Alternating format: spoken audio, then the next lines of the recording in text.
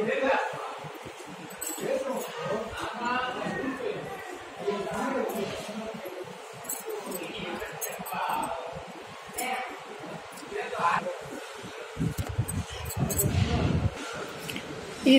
కావలిలో కలువల శాంభవి అమ్మకి కూరగాయలతో అలంకారం చేస్తున్నారు. ఆషాఢ మాసం సందర్భంగా శాకాంబరి అలంకారము.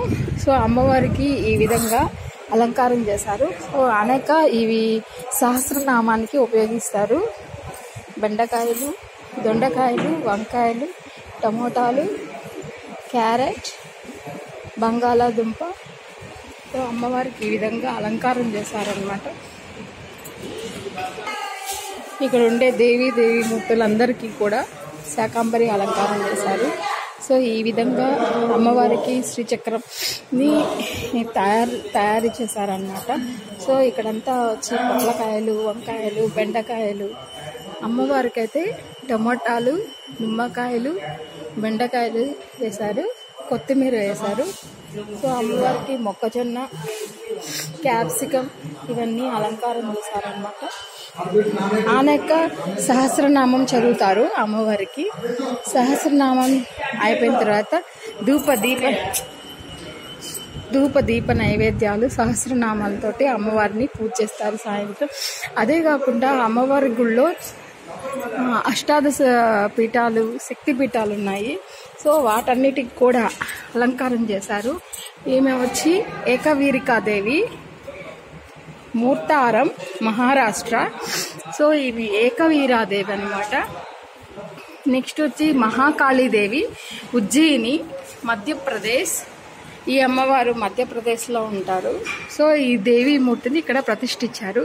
ఇక్కడ వచ్చి పురహూతికాదేవి, పిఠాపురం, ఆంధ్రప్రదేశ్. సో ఈ అమ్మవారు వచ్చి ఇవన్నీ అష్టాదశ శక్తి పీఠాల్లో ఉండే అమ్మవార్లు అనమాట. ఈమె వచ్చి గిరిజాదేవి, ఓడ్వానం, ఒరిస్సా. సో అమ్మవారికి దొండకాయలతో అలంకారం చేశారు. మాణిక్యాదేవి, ద్రాక్షారామం, ఆంధ్రప్రదేశ్.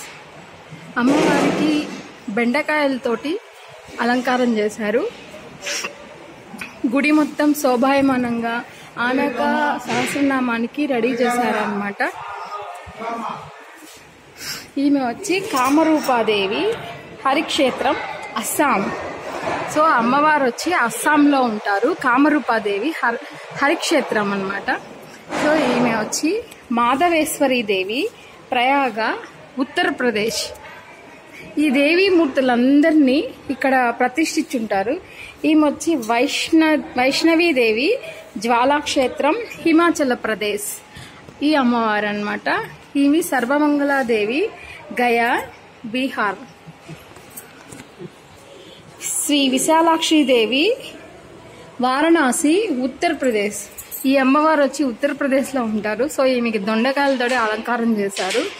సరస్వతీదేవి, కాశ్మీరం, జమ్మూ కాశ్మీర్. ఈ సరస్వతీదేవి ఆలయం వచ్చి జమ్మూ కాశ్మీర్లో ఉంటుంది. సో అమ్మవారికి బెండకాయలతో అలంకారం చేశారు. శైలపుత్రాదేవి, దుర్గామాత యొక్క మొదటి స్వరూపం శ్రీ శైలపుత్రాదేవి. సో అమ్మవారికి వచ్చి దొండకాయలతోటి అలంకారం చేశారు. బ్రహ్మచారిణి, దుర్గామాత రెండో స్వరూపము. ఈమె బ్రహ్మచారిణి అమ్మవారు. అంటే దసరా అప్పుడు మనకి 10 అవతారాలు ఉంటాయి. శ్రీ చంద్రఘంటాదేవి, దుర్గామాత యొక్క 3వ స్వరూపం. అమ్మవారికి కూడా దొండకాయలతో అలంకారం చేశారు.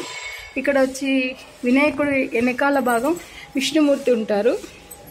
కూష్మాండాదేవి, శ్రీ కూష్మాండ, దుర్గామాత యొక్క 4వ స్వరూపము. ఈ అమ్మవారు వచ్చి శ్రీ స్కందమాత, దుర్గామాత యొక్క 5వ స్వరూపము.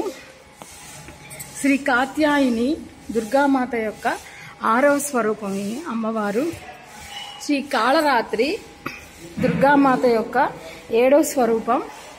ఇక్కడ వచ్చి పచ్చిమిరపకాయలు, నిమ్మకాయలు వేశారు కాళరాత్రి అమ్మవారికి.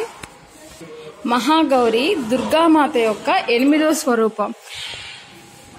ఈమె సిద్ధిదాత్రి, దుర్గామాత యొక్క 9వ స్వరూపము. ఈ అమ్మవారికి వంకాయలతో అలంకారం చేశారు. ఈమె వచ్చి మహానవదుర్గ.